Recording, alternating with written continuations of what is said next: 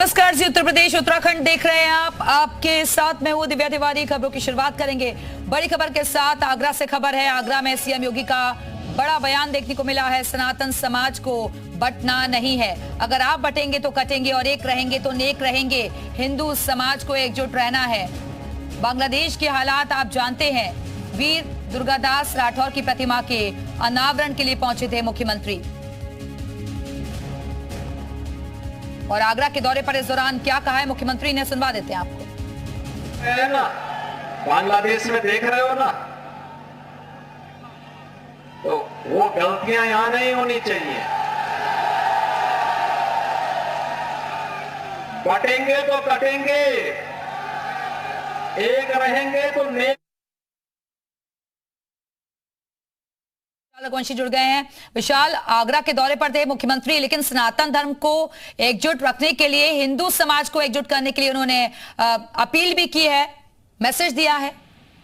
देखिए, बिल्कुल आगरा के दौरे पर आज मुख्यमंत्री योगी आदित्यनाथ राष्ट्रवीर दुर्गादास राठौर की प्रतिमा का अनावरण कर रहे थे। इस मौके पर उन्होंने इस बात का जिक्र किया कि बांग्लादेश के हालात आप लोग देख रहे हैं और अगर ऐसे ही रहा तो एक रहेंगे तो नेक रहेंगे, बटेंगे तो कटेंगे।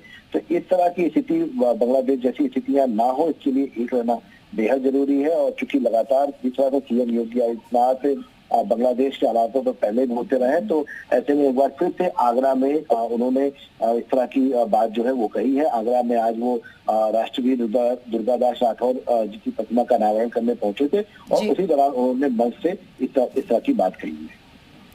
ठीक है विशाला, बने रहेगा, वापस आएंगे आपके पास।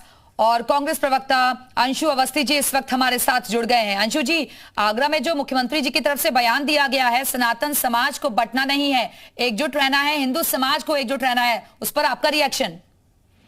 उत्तर प्रदेश में 19 पेपर लीक हो गए, 70 लाख नौकरियां देने की बात कही थी, 1 लाख भी नहीं दे पाए।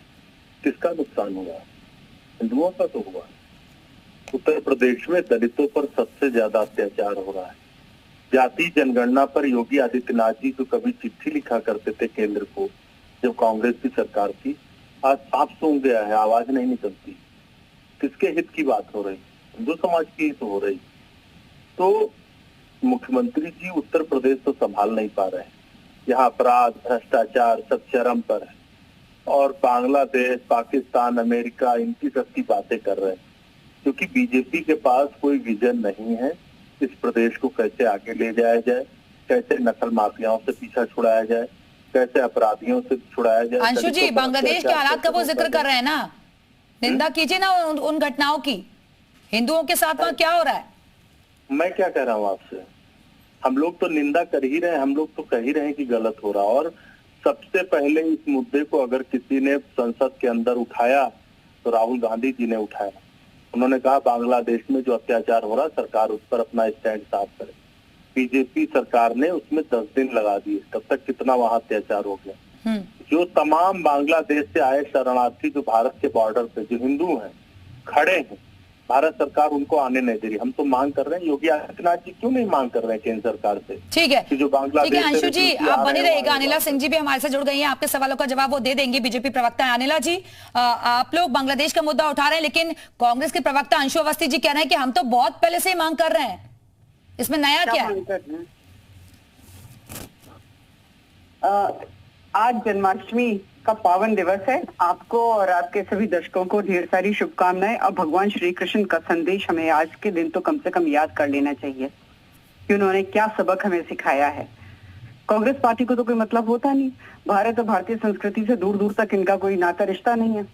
अभी कह रहे नहीं, हमारे राहुल गांधी ने तो पहले ही कहा था।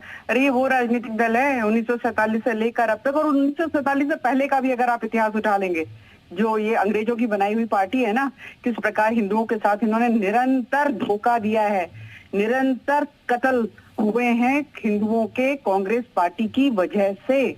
और अभी भी हिंदू जागृत नहीं हुआ, एक नहीं हुआ, जो कि ये कोशिश कर रहे हैं जातियों में बांट दे, हिंदू को एक न रहने दे, क्योंकि अंग्रेजों की बनाई हुई पार्टी है, डिवाइड एंड रूल। तो इनका फॉर्मूला है जो हमेशा से 1947 के बाद भी इन्होंने लगातार प्रयोग में रखा है। तो हिंदू एक हो जाओ, नहीं तो वाकई में कटोगे। ठीक है अंशु जी, जवाब दे दीजिए। वो कह रहे हैं कि बांटने का काम कर रहे हैं आप लोग। अंशु जी, ठीक है, लगता है आवाज हम तक नहीं पहुंच पा रही है। अनुराग भदौरिया जी इस वक्त समाजवादी पार्टी प्रवक्ता हमारे से जुड़ गए। अनुराग जी, जातियों में बांटने का काम आप लोगों की तरफ से हो रहा है, हिंदू समाज को एकजुट होने की अपील की जा रही है मुख्यमंत्री जी की तरफ से, आपका रिएक्शन? देखिए, भारतीय जनता पार्टी का काम एक ही बचा है कि डिवाइड करो, राज करो। अंग्रेजों के पद चिन्हों पे चल रहे हैं, डिवाइड एंड रूल। ये विकास की राजनीति कहाँ करते हैं? कभी आपने सुना कि विकास की बात करते हो? कभी देश को आगे ले जाने की बात करते हो? सत्ता चाहिए, किसी कीमत पे चाहिए, चाहे नफरत की बात करके इनको सत्ता मिले या आपस में लोग को डिवाइड एंड रूल कर लें। अरे भाई, ये देश है, ये संस्कृति संस्कारों वाला देश है। यहाँ महात्मा गांधी का देश है, बुद्ध जी का देश है। यहाँ ये इतने बड़े बड़े लोग इस देश में आए जिन्होंने हमेशा से कहा है, वसुधैव कुटुंबकम की बात की है और एकता की बात की है और राष्ट्र को आगे ले जाने की बात की है। लेकिन भारतीय जनता पार्टी तो उस पर यकीन नहीं करती ना। उसको तो समाज के अंदर में सत्ता पानी है और सत्ता पाने के लिए किसी को भी आपस में नफरत की राजनीति करके वो सोचते सत्ता पाले। तो ये तो उनको सीखने की जरूरत है। हम तो समाज को आगे ले जाने की बात कर रहे हैं। ठीक है, सत्ता पाने के लिए नफरत की राजनीति करते हैं आप लोग। अनिला जी, अनिला जी आवाज मिल रही है आपको? अनिला जी, क्या आप सुन पा रही हैं? चलिए, लगता है आवाज उन तक नहीं पहुंच पा रही है। अनुराग भदौरिया जी लगातार हमारे साथ बने हुए हैं। अनुराग जी, क्योंकि बांग्लादेश के हालात अभी सभी के सामने हैं, वहां पर हिंदुओं पर लगातार अत्याचार हो रहे हैं। चलिए, बहुत बहुत शुक्रिया आप सभी का हमारे से जुड़ने के लिए। और